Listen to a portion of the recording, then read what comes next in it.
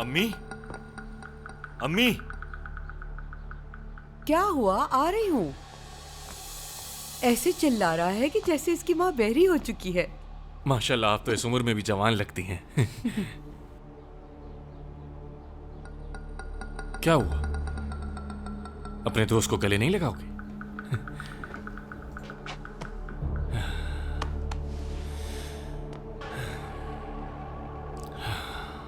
मेरे भाई, क्या क्या कुछ करना पड़ता है।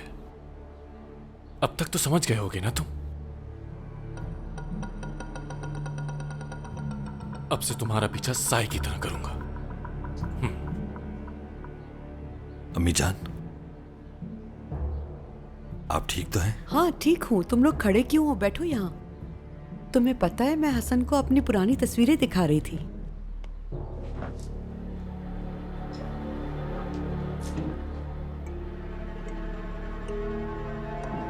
अम्मी आप आराम कर लें जाकर। आप थक गई होंगी। हम भी कुछ देर बैठकर आराम से बात कर लेंगे।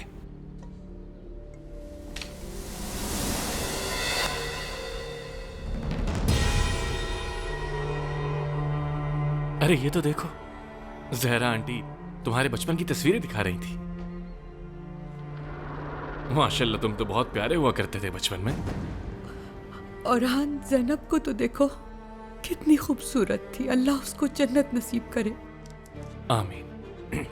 और हान, बहुत अफसोस हुआ तुम्हारी बहन का सुनकर। बहुत शुक्रिया। तुम क्या कभी मिले थे मेरी बेटी ज़ैनब से? नहीं, कभी इत्तेफाक नहीं हुआ, लेकिन ओरहान अक्सर जिक्र करता था अपनी बहन का। अल्लाह उसकी मग़फ़िरत फरमाए। ओरहान के दोस्त होने के नाते मेरे लिए भी वो बहन जैसी थी। और ये स्कूल के पहले दिन की है। बहुत शौक से जाती थी स्कूल। मेरी जान, मेरी बच्ची। जिंदगी से भरपूर थी, क्या कर सकते हैं। अम्मी आपको याद है, बचपन में अक्सर छुप जाया करती थी, फिर मिलती ही नहीं थी। सारा सारा दिन हम उसे ढूंढते रहते थे, और एक दिन तो ऐसी जगह छुपी कि मिल ही नहीं रही थी। आपको याद है ना? हाँ बिल्कुल याद है, बताया था तुमने मुझे, याद है। हाँ रुको, एक और एल्बम है, मैं वो लेकर आती हूँ। बस अभी लेकर आई मैं। ठीक, जाना नहीं, ठीक है ना? जी जी जरा आंटी, हम यहीं। पिस्तौल निकालने का सोचना भी मत। तुम नहीं मार सकते मुझे। अंदाजा तो होगा ना, अगर तुमने मुझे मारा तो अगला शिकार तुम्हारी मां होगी। जरूरत पड़ी तो कुछ भी कर सकता हूं। ठीक है, लेकिन एक बार अपनी बहन को जरूर याद कर लेना। एक एक करके तुम सबको मार डालूंगा मैं। तुम लोगों को मार मार कर लाशों के पहाड़ खड़े कर दूंगा। तुम्हें अब तक समझ नहीं आई प्रोसिक्यूटर, हम खत्म होने वाले नहीं। सारी जिंदगी भी मारते रहो तब भी नहीं। चाहे गोली चलाओ, फांसी पे लटकाओ, हम दोबारा वापस आ जाएंगे। हम वो आंखें जिसे बुझाओ तो और भड़क उठती है। ज़ैनब को तो खो चुके हो तुम। अगर जरूरत पड़ी तो अगला नंबर तुम्हारी मां का है। एक एक करके सबको खो दोगे तुम। मेरे घर में मुझे धमका रहे हो तुम। अगर तुम जैसे 1000 भी पैदा हो जाए तो 1000 को भी अपने हाथ से मारने में देर नहीं करूंगा मैं, याद रखना। यही वो शख्स है ना जिसने मेरी बेटी का कत्ल किया? अम्मी ये मुझे दे दें। जहरा आंटी अपने बेटे के दोस्त की ऐसे मेहमान नवाजी करेंगी? तुम मेरे बेटे के दोस्त हरगिज नहीं हो सकते। मेरी बेटी, मेरी ज़ैनब कभी ये छुपने का खेल खेलती ही नहीं थी। अम्मी, और हान ये कातिल है तुम्हारी बहन का। मुझे दे। बिल्कुल नहीं, मैं ज़ैनब के कातिल को नहीं छोड़ूंगी। कम से कम उससे कह तो सकूंगी कि बेटी बदला ले लिया मैंने। वो हर रोज मेरे ख्वाब में आके बहुत रोती है, और हान जब मैं उसे बताऊंगी ना कि तुम्हारी अम्मी ने बदला ले लिया तो उसे सुकून आ जाएगा। और हान मुझे अपनी बेटी का बदला लेने दो।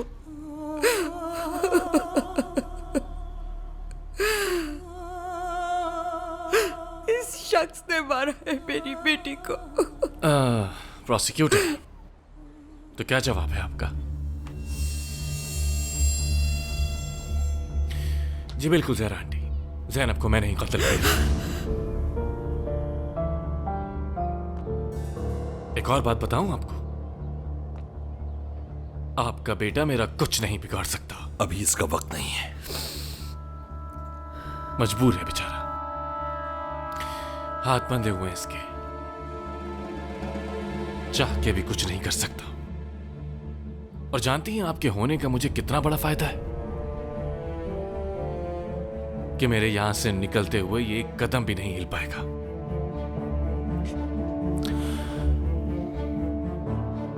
बहुत जल्द तुमसे दोबारा मुलाकात होगी।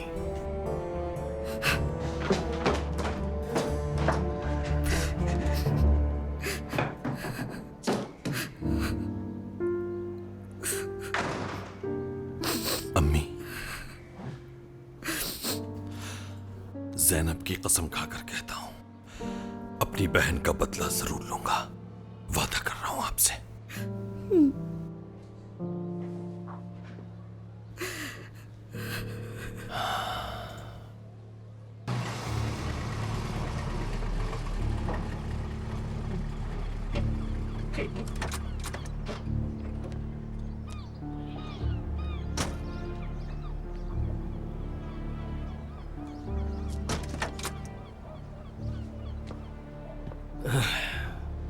सब खैरियत तो है? इतनी इमरजेंसी में क्यों बुलवाया तुमने मुझे? तुमसे मिलने का दिल चाह रहा था फखरी। पागल हो गए हो क्या नूरी? मैंने कहा था ना कि उस लड़की को मैं खुद संभाल लूंगा। हर चीज का एक वक्त होता है। वो कुछ ज्यादा ही आगे निकल चुकी थी। फखरी, हर काम का एक वक्त होता है। अगर मैंने कह दिया है तो वो हो जाएगा। वैसे तुम्हें उस रिपोर्टर लड़की की फिक्र क्यों हो रही है? तुम्हारा इससे कोई मतलब नहीं। अगर तुमने खुद से कुछ किया तो मुझसे उम्मीद न रखना।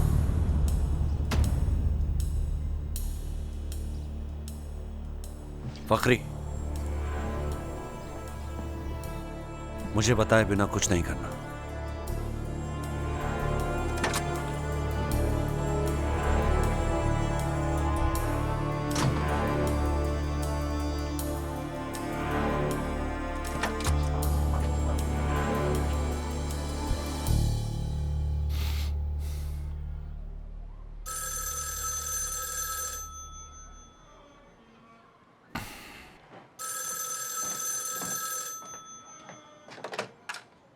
Hello,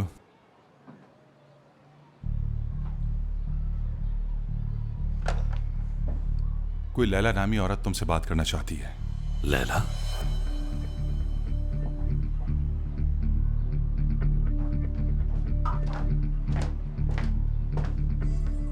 hello. ओरहान, मैंने यहाँ फोन करने से पहले ऑफिस फोन किया था। उन्होंने बताया कि तुम घर चले गए हो। एक मसला हो गया बहुत बड़ा। किसी ने नुकसान पहुंचाया तुम्हें? मुझे हुरिया का एड्रेस मिला था तो उससे बात करने आई थी यहाँ, लेकिन कोई इसे किडनैप करके ले गया। लैला, तुम्हें किसने कहा था ये सब करने के लिए? कहाँ हो तुम इस वक्त? हुरिया के घर पर हूँ। एड्रेस बताओ मुझे।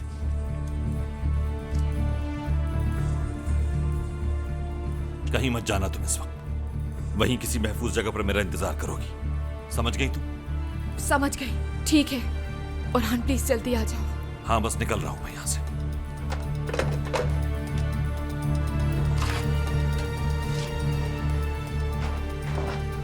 आदिल, तुम यहीं रहना। हसन दोबारा तो यहां नहीं आएगा, लेकिन मोहतात रहना होगा हमें। ठीक है, तुम फिक्र मत करो। खुदा हाफिज।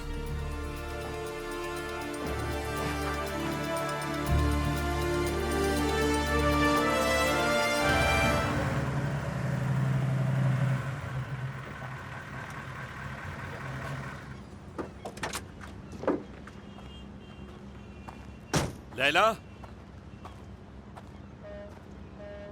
लैला? ओरहान, सब ठीक हो जाएगा। आ गया हूं मैं। कैसे हुआ सब? किसने किडनैप किया उसे? मुझे कुछ नहीं पता कि कौन थे वो लोग। जाते जाते उन लोगों की तस्वीर ले ली थी मैंने।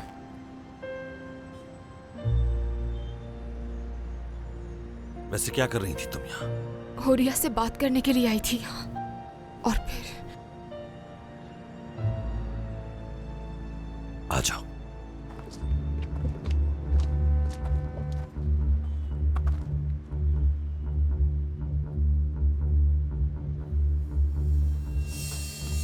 घर में कोई भी नहीं है इस वक्त।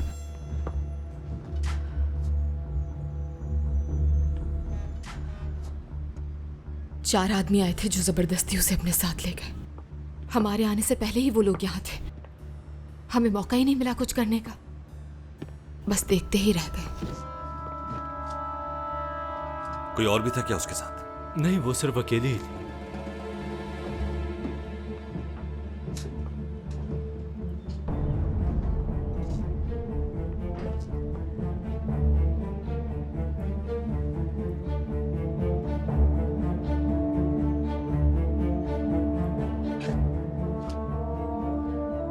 तुम्हें यकीन है कि हुरिया के साथ कोई और नहीं था? हाँ बिल्कुल।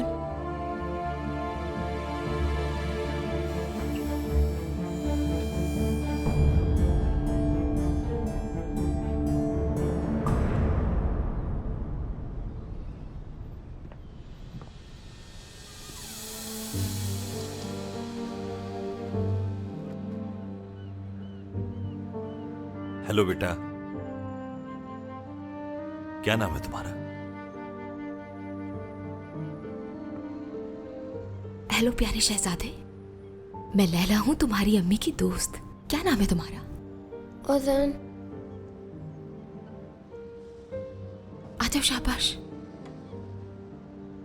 डरो नहीं, ये लोग बुरे आदमी नहीं हैं, दोस्त हैं तुम्हारी अम्मी के। आ जाओ, आ जाओ बेटा।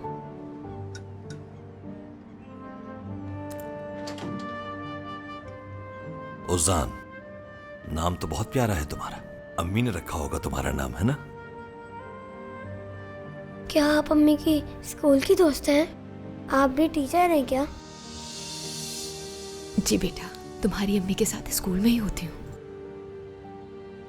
ओजान को मालूम है कहाँ है उसकी अम्मी?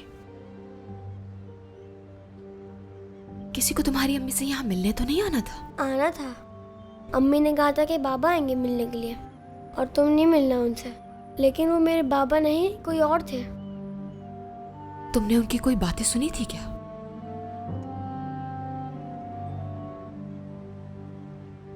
आखिर हुरिया को कहाँ ले गए वो? मालूम नहीं लैला, कोई अंदाजा नहीं मुझे। डॉग 30 ले गए। क्या कहा तुमने? डॉग 30, उनमें से एक आदमी को यही कहते हुए सुना।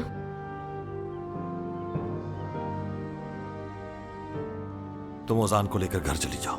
आदिल को नहीं बताना कहाँ जा रहा हूं मैं खुद देख लूंगा। पुलिस को बताना होगा। पुलिस को नहीं बताना, पुलिस को बताया तो हुरिया को नुकसान पहुंचेगा। और हाँ, तुम यहां से सीधा घर चली जाओ लैला, प्लीज समझो मेरी बात। ठीक है। ओजान, परेशान ना होना, ठीक है?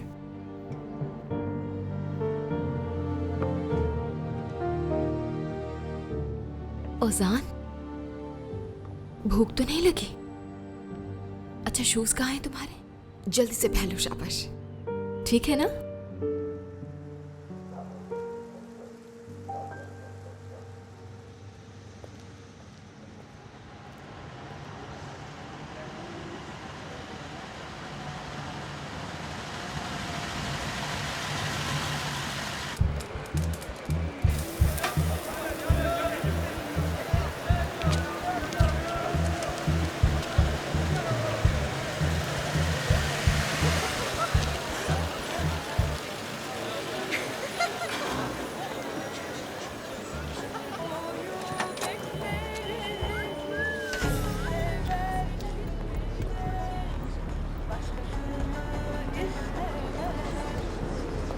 हे हैंडसम, जरा यहाँ भी तो देख लो।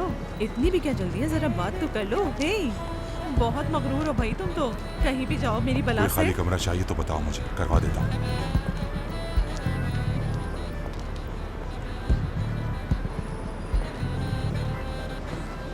आखिर चाहते क्या हो तुम लोग मुझसे? हाँ, मेरे पास तुम्हें देने के लिए कुछ नहीं है। जो कुछ भी है शराफत से निकाल दो, वरना बहुत बुरा हाल कर दूंगा तुम्हारा। अरे प्रोसिक्यूटर साहब, चलो चलो यहाँ खुश आमदीद। आज यहाँ कैसे आना हुआ आपका? उफ, अच्छा हुआ कि आप सही वक्त पर आगे, वरना ये लोग आज मुझे लूट लेते। ज्यादा वक्त नहीं है मेरे पास। उफ, इन आदमियों में से किसी को जानती हो? ये एक लड़की को अगवा करके डॉग 30 नामी जगह लेकर गए। मैं बाकी आदमियों को तो नहीं जानती, लेकिन ये फवाद है। और ये डॉग 30 कहाँ है जानती हो? नाम तो कुछ सुना सुना सा लग रहा है, रुकिए मैं देखकर बताती हूँ।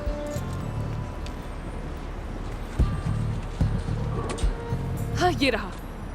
ये एक नाइट क्लब हुआ करता था ये, और अब पिछले 1 अरसे से खाली है। कहाँ है ये क्लब जानती हो? हाँ हाँ जानती हूँ, काराकोई की तरफ है। बड़ी सी बिल्डिंग है, 2nd फ्लोर पे हुआ करता था वहाँ। मुझे लेकर चलो वहाँ। ठीक है, चलिए।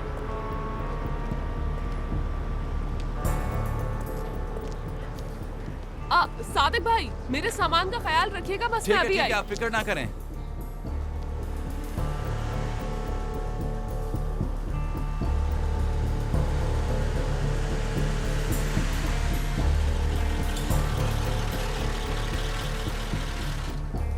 यही है वो जगह, ये है वो क्लब। अंदर जाने का रास्ता पीछे की तरफ से है, ख्याल से जाइएगा। फवाद बहुत खतरनाक आदमी है। शुक्रिया।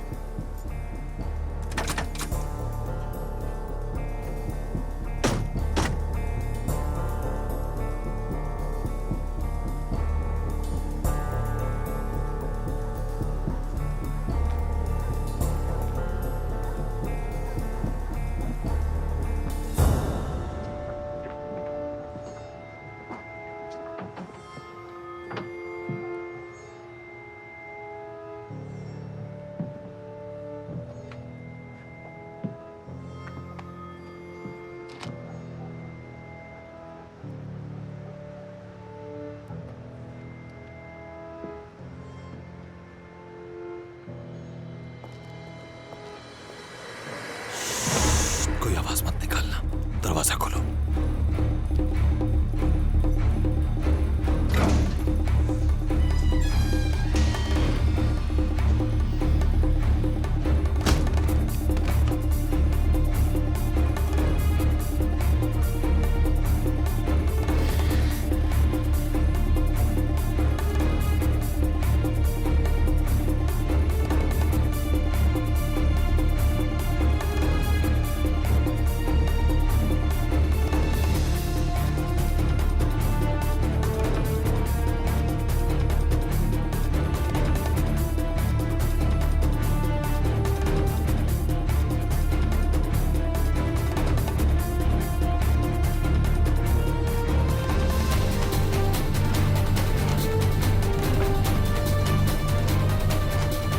जाने दो मुझे।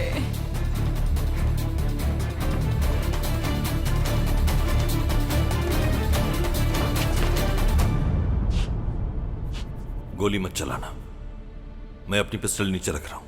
हिलना मत और पिस्टल नीचे करो फौरन। ठीक है, कर रहा हूं।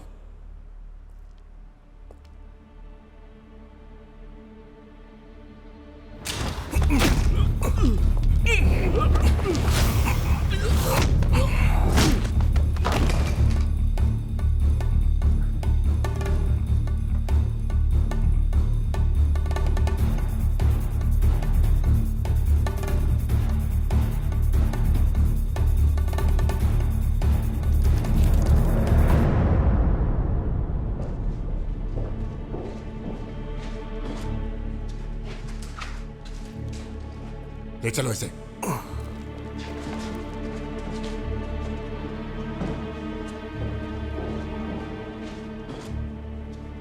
हो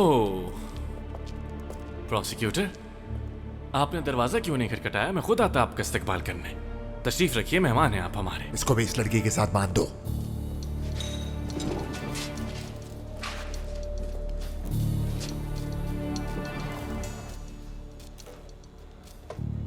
अब क्या प्लान है? प्रोसिक्यूटर का क्या करना है? रिलैक्स हो जाओ, मुझे पहले एक फोन करना है। कहाँ है? अंदर है। मेरे साथ हो। नजर रखना इन दोनों पर, और दरवाजे पर भी। क्या पता इनके साथ कोई और भी आया हो।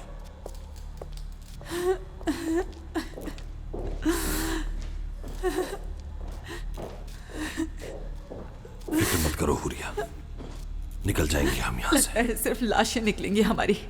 मुझे सिर्फ उसकी फिक्र है जिसका मेरे सिवा इस दुनिया में कोई नहीं। तुम्हारा बेटा महफूज है, कुछ नहीं हुआ है उसे। क्या वाकई में? परेशान ना हो।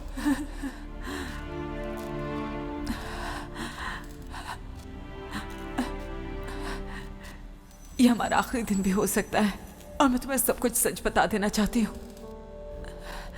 सरदार औरकन मेरी आंखों के सामने फिजा को उठाकर ले गया था।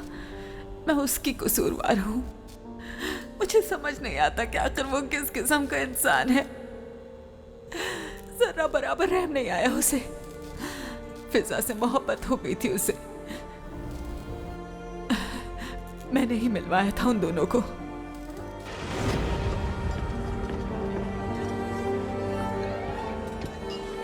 खुश आमदीद।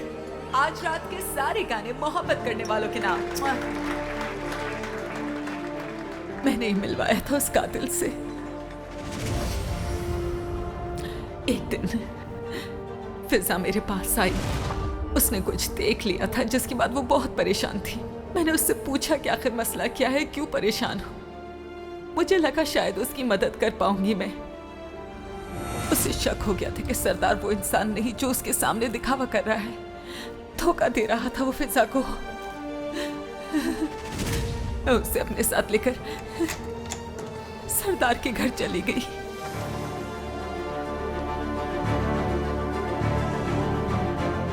मैंने तुमसे कहा था ना कि तुम गलत समझ रही हो, ऐसा कुछ भी नहीं है। खुश रहा करो। उस वक्त आखिरी बार उसे मुस्कुराते हुए देखा था। वो किसी फाइल के बारे में बात कर रही थी जिनमें बहुत सारे ऐसे नाम थे जिनको देखकर कोई यकीन ना करे। पार्लियामेंट के मेंबरान, आर्मी के लोग, सहाफी, यूनियन लीडर्स और बहुत सारे इदारों के नाम। क्या था उस फाइल में? मुझे कुछ खास नहीं मालूम इस बारे में, लेकिन ऐसा लग रहा था कि उन लोगों के नाम है जिनको वो कत्ल करने वाले थे और साथ ही उन लोगों के नाम भी लिखे हुए थे जिनको वो कत्ल कर चुके थे। बस यही जानती हूँ। एक मसला हो गया है। प्रोसिक्यूटर आ गया। कुछ पता नहीं कि उसे कैसे पता चला। हुरिया के साथ ही बांध दिया उसे। क्या हुक्म है मेरे लिए सर? समझ गया।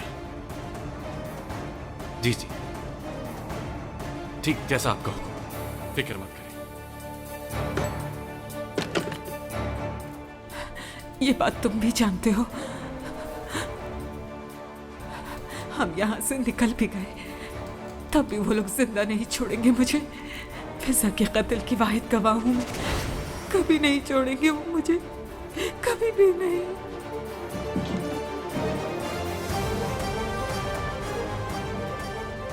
फिजा बेचारी बहुत मासूम थी। वो उनके सामने ना रोई ना गिड़गिड़ाई। उन्होंने उससे पूछा कि यहाँ कोई और है तो उसने मेरी तरफ सिर्फ देखा। उसने उन्हें मेरे बारे में कुछ नहीं बताया।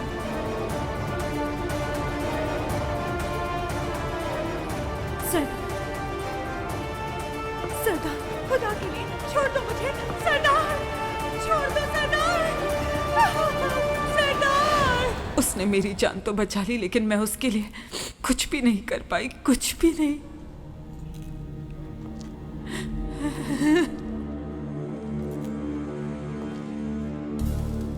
और प्रोसिक्यूटर, हमारी मेहमान नवाजी में कोई कमी तो नहीं? हम दोनों को यहां से जाने दो हसन। इसी में हमारी और तुम्हारी भलाई है। तुम्हें कितना समझाया लेकिन तुम नहीं समझे। तुम उस आदमी के पीछे पड़े हुए हो जिसके खौफ से पूरा इस्तांबुल कांपता है। लेकिन अब तुम्हारा खेल खत्म हो चुका है प्रोसिक्यूटर। तुम्हारा वो हाल होगा कि दोबारा कोई ऐसा करने का सोचेगा भी नहीं। वैसे जानते हो अभी हम क्या करने वाले हैं? मैं इस लड़की को मारकर ये पिस्तौल तुम्हारे हाथ में थमा दूंगा और फिर पुलिस तुम्हें इसका कातिल समझ बैठेगी। और जानते हो ना उसके बाद क्या होगा? कम से कम 15 से 20 साल की उम्र कैद इस मासूम लड़की के कत्ल के जुर्म में।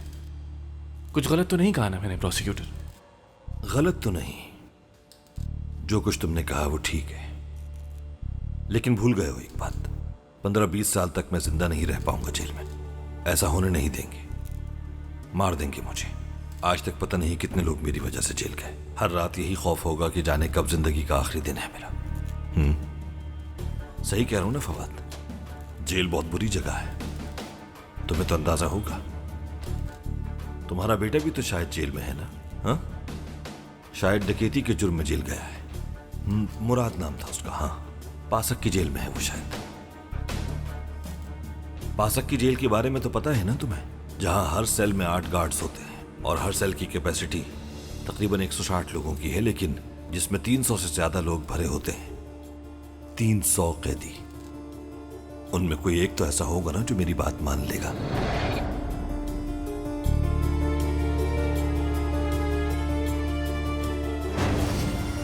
सही कहा ना फवाद? कोई ना कोई तो मिल ही जाएगा। तो हमें यहां से जाने दो। 7 महीने बचे हैं उसके। क्या मतलब तुम्हारा? मतलब ये कि ये अब तुम पर है कि वो अपनी कैद के बचे हुए 7 महीने सुकून के साथ गुजारे और बाहर आकर इज्जतदार शहरी की तरह अपनी जिंदगी गुजारे। मैं कैसे मान लूं कि तुम सच कह रहे हो? गलत सवाल।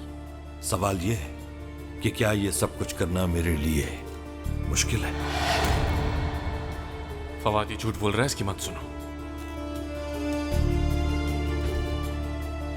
फवाद रिलैक्स, ये सिर्फ मौके का फायदा उठा रहा है। ऐसा नहीं है हसन, ऐसा नहीं है। अगर ये वाकई मौके का फायदा उठा रहा है तो इतना सब कुछ कैसे जानता है? ये एक प्रोसिक्यूटर है, कातिल नहीं।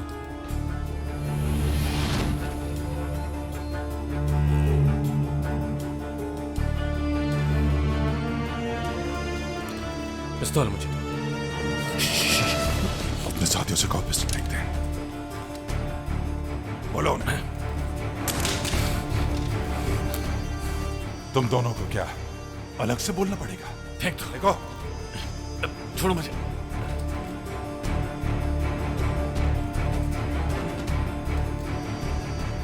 रस्सी खोलो, खोलो इन दोनों की रस्सी।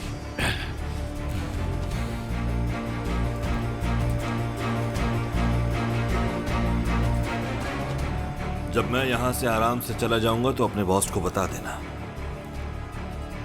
कि हथियार ना होने के बावजूद भी कितना पावरफुल था मैं। और दुआ करना कि आइंदा कभी मेरा तुम्हारा सामना ना हो, वरना वो दिन तुम्हारा आखिरी दिन होगा हसन। बहुत शुक्रिया फवाद।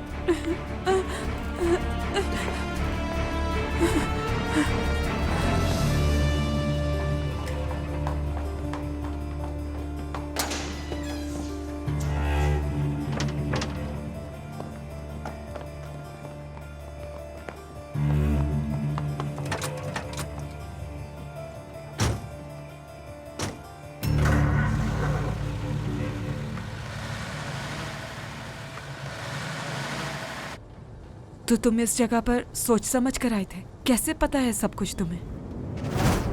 फवाद कौन है ये? फवाद तुरान, इसी इलाके में रहता है ये। बहुत पीता है ये और अब लोगों को मारता पीटता भी है। बहुत जालिम इंसान है। और कुछ जानती हैं आप इसके बारे में? इसका एक बेटा है, मेरे अंदाजे में मुराद नाम है। अपने बाप की तरह है। इस वक्त जेल में है। कौन सी जेल में? पासक में है वो। पासक की ही जेल में है।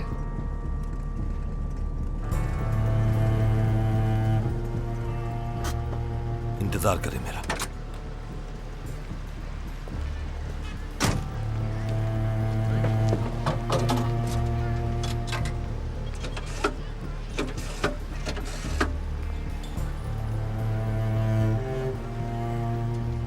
हेलो हारून, एक जरूरी काम है तुमसे, लेकिन हम दोनों के दरमियान रहेगी बात। मेरा बेटा कहाँ है इस वक्त? अजान कहाँ है? परेशान मत हो हुरिया, उसी के पास जा रहे हैं हम लोग।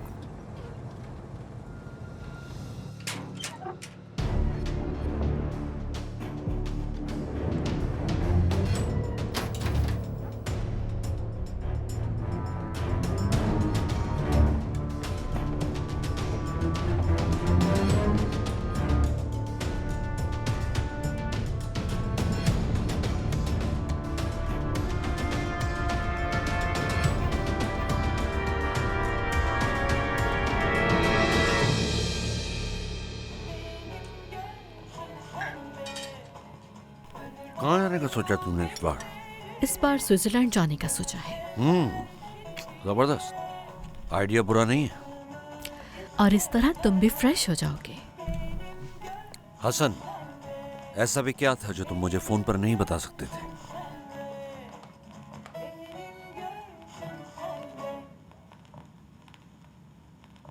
आती हूँ टेप रिकॉर्ड चेंज करके।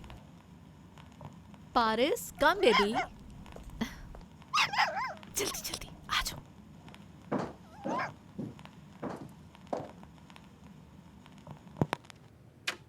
प्रोसिक्यूटर उस लड़की को ले गया, हुरिया बच निकली हमारे हाथों से। प्लान फेल हो गया। और वो रिपोर्टर लड़की? प्रोसिक्यूटर अकेला था, लेकिन हम उसे ढूंढ रहे हैं। मतलब कल वो प्रोसिक्यूटर उस लड़की को अदालत में पेश करेगा इस केस की गवाह के तौर पर। इस तरह तो सारा खेल पलट जाएगा। बताइए सर, क्या हुक्म है मेरे लिए? वैसे एक बात कहूँ, सरदार की फैमिली के साथ हमारे ताल्लुकात अच्छे हैं, तो ऐसे मौके पर हमें उनके साथ होना चाहिए। मैं फकरी और नवीन को फोन कर दूंगी कि कल कोर्ट की पेशी में हम भी उनके साथ होंगे। जरूर। इस गाने से कुछ याद आया? खैर, अगर वो प्रोसिक्यूटर अपनी ताकत का मुजाहिरा करना चाहता है तो तुम्हें भी बताना होगा कि तुम आखिर क्या चीज हो। तुम्हारी ताकत का अंदाजा नहीं उसे। हसन, सारे आदमियों को बता दो कि कल का दिन बहुत खास होगा हमारे लिए। कल सबको कह देना कि मोहतात रहे, कोई गड़बड़ नहीं होनी चाहिए। जैसा आपका हुक्म। मेरा कोई अच्छा सा सूट रेडी कर दो, इस शहर को याद दिलाना है कि कौन हूं मैं। Okay darling.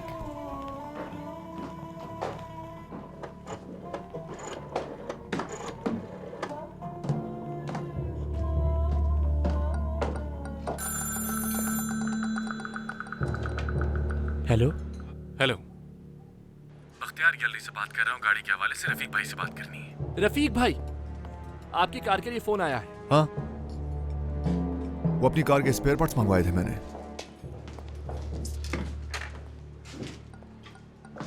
स्पेयर पार्ट्स आ गए क्या?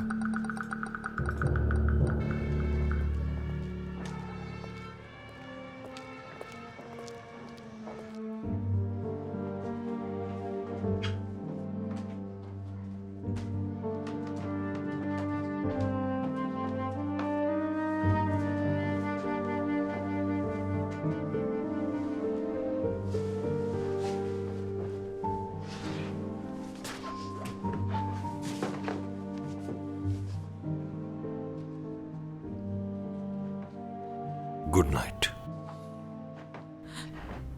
अल्फाज नहीं है मेरे पास। जो कुछ तुमने किया उसके लिए मुझे लगा था अब मैं अपने बेटे को कभी नहीं देख पाऊंगी, और फिर तुम आ गए। तुम्हारी मकरूज हूं और वक्त आने पर ये कर जरूर उतारूंगी। शुक्रिया तुम्हारा। ओजान, कुछ भी नहीं होगा ऐसे, वादा है तुमसे। शायद मैंने जिंदगी में कुछ बहुत अच्छा किया होगा, तभी उसका अजर मिला है मुझे। ये ख्याल रखना। Good night.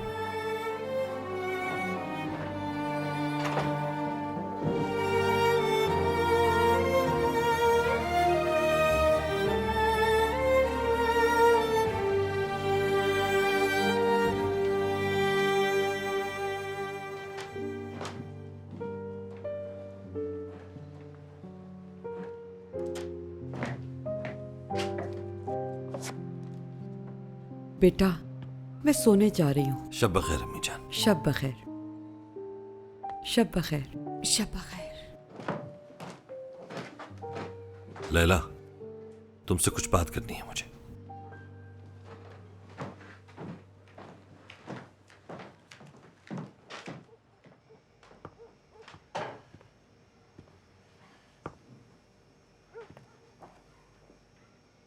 बात यह है कि ठीक है, मैं मानती हूँ कि तुम ठीक कह रहे थे।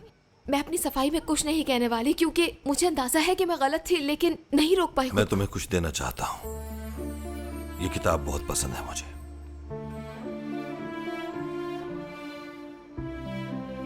सैफ जी सबूंजू, ये मुझे तुम्हारी याद दिलाती है। न डर, बहादुर, एक अच्छे दिल की मालिक। ये मैं हूं।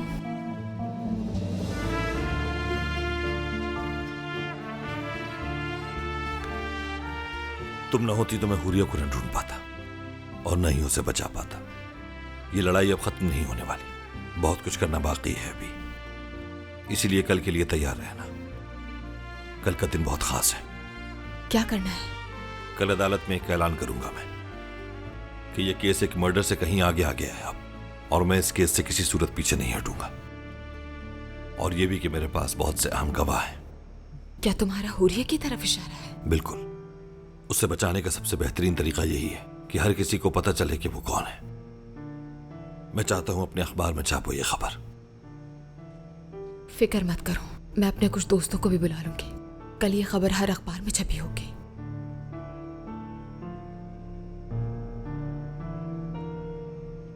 चलती हूं मैं।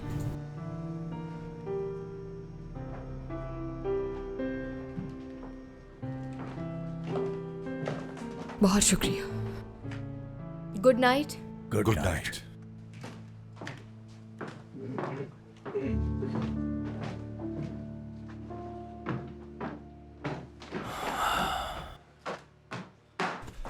भाई, सब खैर तो है ना? मुझे जैसे ही पता चला मैं फौरन आया। ठीक हूं मैं रफीक, आओ बैठो। बिन्यामीन अंकल, पानी अब सर से ऊपर हो चुका है। हमें मोहतात रहना होगा। अब कुछ भी हो सकता है। मैं भी इसी बारे में बात करना चाह रहा था। तुम्हें बहुत ही मोहतात रहना होगा वरहान। अदालत में भी हम तुम्हारे साथ जाएंगे। नहीं अंकल, इस बारे में बहस मत करना तुम। ये अब सिर्फ तुम्हारा मसला नहीं है। वहां पर हमारी मौजूदगी से तुम्हारा कोई कुछ नहीं बिगाड़ सकता। हर कदम पर साथ होंगे हम तुम्हारे। कल कोई भी अपने साथ हथियार नहीं ले जाएगा, चाहे हालात जैसे भी हों। अब गलती की कोई गुंजाइश नहीं है। आदिल, सुन लिया ना तुमने? कोई असलाह नहीं।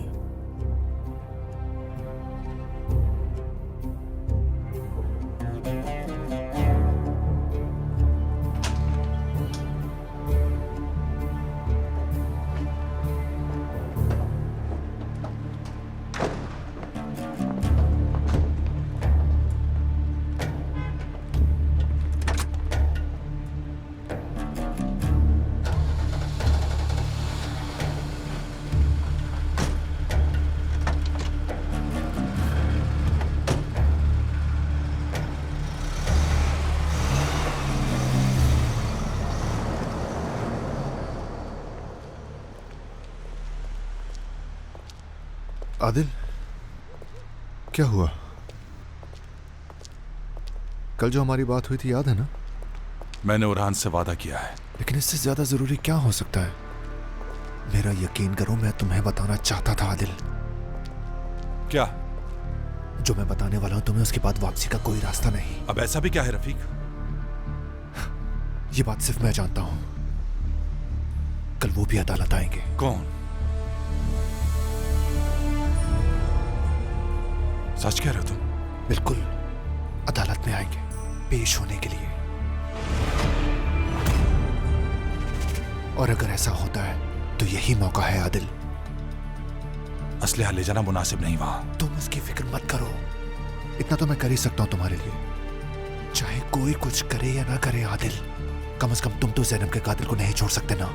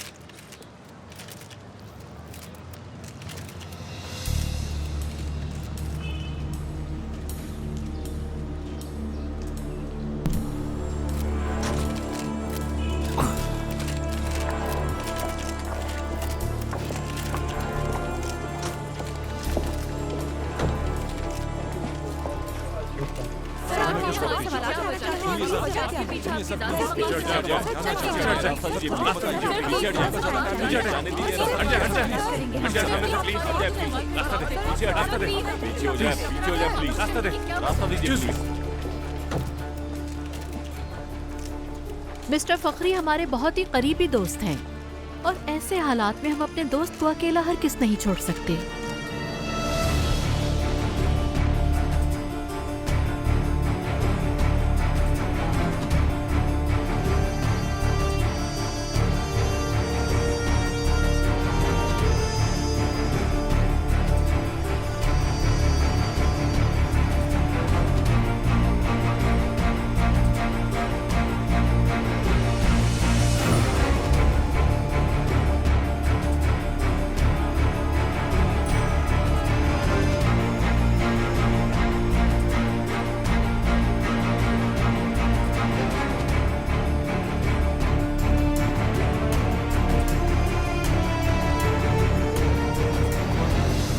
तुमने केस की तैयारी तो कर ली ना? हाँ हाँ, मैं पूरी तैयारी कर चुका हूँ, तुम फिक्र मत करो।